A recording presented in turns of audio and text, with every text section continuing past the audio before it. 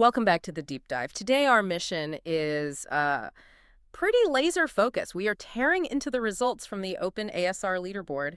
And this is a big deal. Mm-hmm. I mean, it's so important because it finally gives us a standardized way to look at speech recognition models. Right. It's not just about quality anymore. It's about quality and efficiency measured together. That holistic view is absolutely essential. Mm. For years, it was really just a race for transcription quality.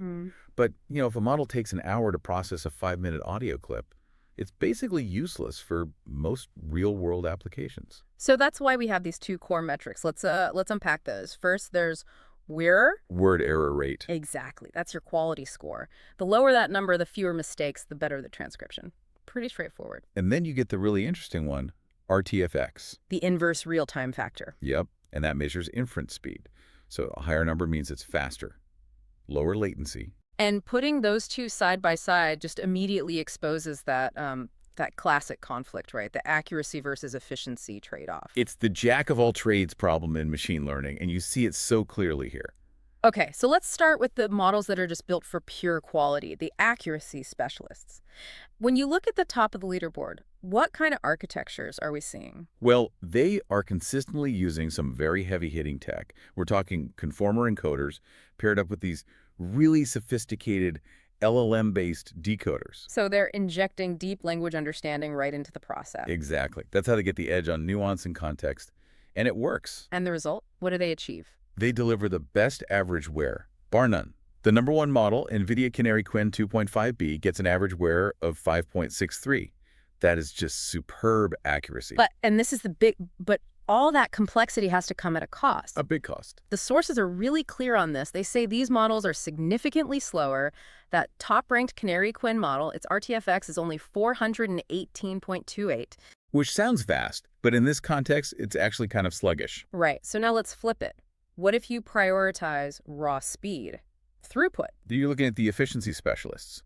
These models use completely different decoding techniques like CTC. Mechanist temporal classification. Right. And also TDT, which is the token and duration transducer. They basically bypass all that complex, heavy language modeling to just go for pure computational speed. Okay, I get that they're faster. But how much accuracy are you really giving up? Is it a noticeable drop in quality? And that's the crucial point. The WER is slightly higher, yes, but the quality is still very, very strong. Take the NVIDIA Parakeet TDT 0.6 BV2. Its WERE is 6.05, so it's ranked 5th, still excellent. Okay. But its RTFX just jumps to 3386.02. Wow.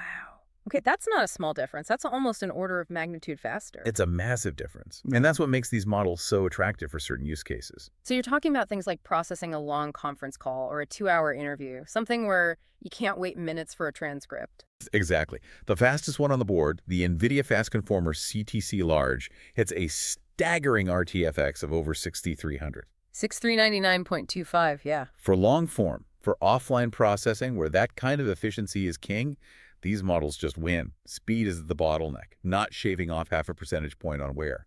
So the takeaway for you, for anyone choosing a model, is that there really is no single catch-all champion here. Not at all. Your choice completely depends on your task. Do you need that peak bleeding-edge accuracy? You go for the conformer and LLM systems? Or do you need maximum speed and throughput? Then you're looking at CTC or TDT. And this whole speed versus accuracy thing connects to an even bigger trade-off. Which is? Specialization versus coverage. The sources mention that when you fine-tune these Whisper-derived encoders just for English, you improve the accuracy. But you lose other languages. You often trade off that multilingual coverage. They give the example of the Parakeet TDT model. When they expanded V3 to support more languages than V2, that versatility came at the cost of a slight dip in its English accuracy. So it's always a calculation. You can't maximize everything at once. Specialization or broad coverage, you have to choose.